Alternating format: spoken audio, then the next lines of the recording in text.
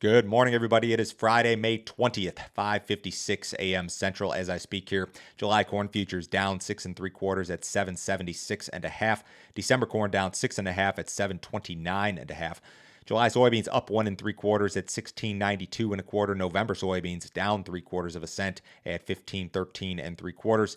July Chicago wheat down 11 3/4 at 11.88 3/4. July Kansas City wheat down 14 1/4 at 12.81. July spring wheat is down 14 3/4, 13.15 3/4. Last trade there. If you guys are listening on the podcast, appreciate it. If you're watching on YouTube, subscribe, like, leave me a comment, help me to continue to grow this channel. If you need some additional information from me, guys, go to my website, www.standardgrain.com. Check out my premium subscription service. I send my premium subscribers a ton of information direct from me every single business day. Morning email, weather information, charts, graphics. My daily subscriber-only videos are part of this. Yesterday, I did a video which was really just kind of a reminder. It was called Can the Markets Be Predicted? And I talked about the business of attempting to predict what the markets might do, trying to predict trends, trying to predict where the top or the bottom might be. Ran through some statistics, actually, and kind of quantified this. So if you guys are interested in this subscriber content, some of it I get really specific in regard to grain marketing and charts and numbers, and other things are more opinion editorial pieces like this one. Sign up for that deal. It's $50 a month. Cancel it anytime. No other fee, no other obligation. Nobody will try to sell you anything else. Russia has totally dismissed calls from the United Nations and the West to allow Ukrainian grain exports to resume.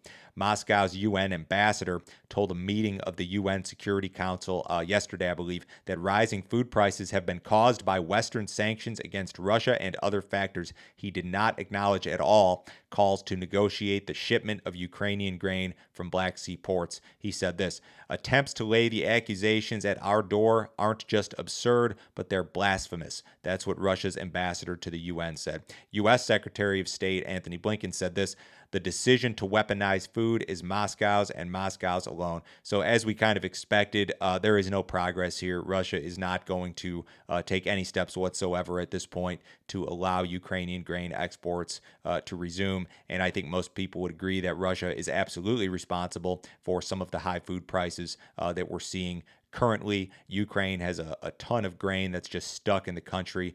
They're going to have reduced production, reduced export prospects, all of those things, and that's all due to the invasion and nothing other than that. U.S. drought remains active, but has been reduced in some areas. I was running through some of the statistics here this week. So USDA estimates that 21% of U.S. corn areas are experiencing a drought, and most of that is in the western part of the country, of course. But that number is down. It was unchanged on the week, but it's down from 36% in mid-March. So we've seen a pretty significant reduction in drought areas. Soybean areas, same deal. 12% of U.S. soybean areas experiencing a drought, but that's down from 26% in mid-March. Spring wheat areas experiencing a drought fell to 31% last week from 35% the prior week. That number was 99% in terms of spring wheat drought back in September of last year. So you can see North Dakota doesn't have very much drought here at all on the map, and almost the whole state was covered by drought in regard to this map, back late summer last year. Winter wheat, 66% of U.S. winter wheat areas experiencing a drought, down from 68% last week. It was as high as 73% in mid-March.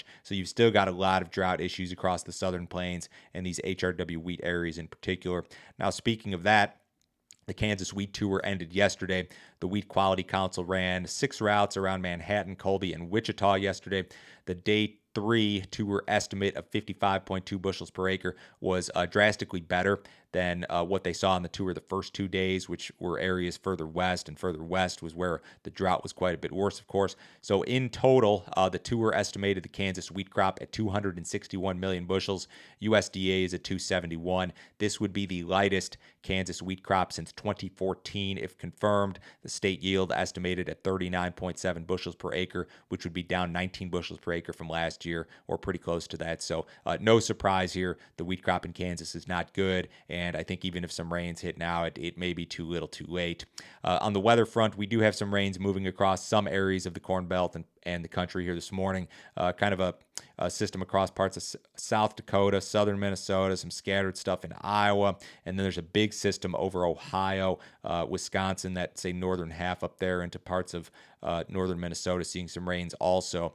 Now you're going to see some larger accumulations here over the next 7 days. There's this big band here from Texas, Oklahoma, Arkansas, Missouri through central Illinois, a lot of Indiana, most of the South. They're going to see some heavy rains here over the next 7 days. Most of this accumulation begins, say, Tuesday or Wednesday next week. So you're still going to have a decent stretch here, planting window for a lot of areas, but a lot of these areas, central and eastern Corn Belt, some areas of the Mid-South and the Southeast, they're going to be fairly wet here. Now, I know that there's a lot of planting progress that has occurred. I think you're going to see a big bump in progress noted again on Monday afternoon, but definitely some rains coming back in here over the next 7 days. India's government cut its wheat production estimate. This is just kind of an update on what is now an old story. The country is now likely to harvest 106.4 million metric tons of wheat, down from their previous estimate, which was 111 and change.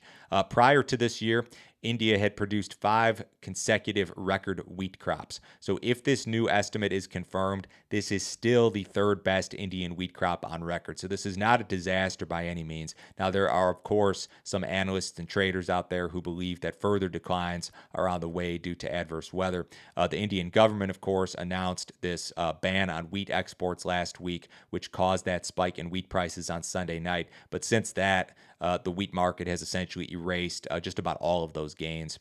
Export sales were a mixed bag last week. USDA had its weekly export sales report out yesterday. Old crop wheat sales were a marketing year low. The marketing year is wrapping up here, so I guess that's not shocking.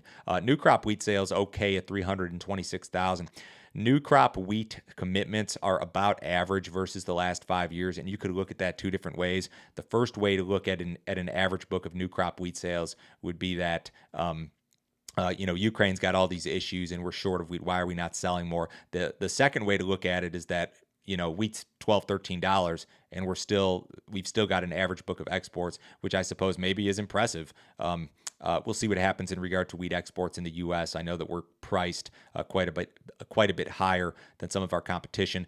Old crop corn sales improved at 435,000, but still down 36% from the prior 4-week average. New crop corn sales were good at 589. Total new crop corn commitments are the second best on record seasonally at 5.6 million metric tons. Old crop soybean sales were strong at 753,000. That's a good print for old crop this time of year. New crop sales were kind of soft at 150, but new crop soybean sales are the best on record seasonally at 11.4 million metric tons. So we've got some strong new crop demand for corn and soybeans in particular, and it's very early, of course. Things can certainly change there. We have a cattle on feed report after the close today, so be prepared for a little bit of volatility in the cattle market, perhaps on Monday. Live cattle futures were mixed to higher yesterday. Feeder cattle were lower. Cash has been kind of quiet, 138 in the South, but remember, we've got that report after the close today. Outside markets, fairly quiet here. The U.S. dollar is marginally higher. S&P's up 41. The Dow's up 272. Bonds are off just a couple of ticks. Precious metals marginally higher. Crude oil is up 18 cents at 110.07 in the July WTI. Have a great weekend, guys. I'll talk to you Monday.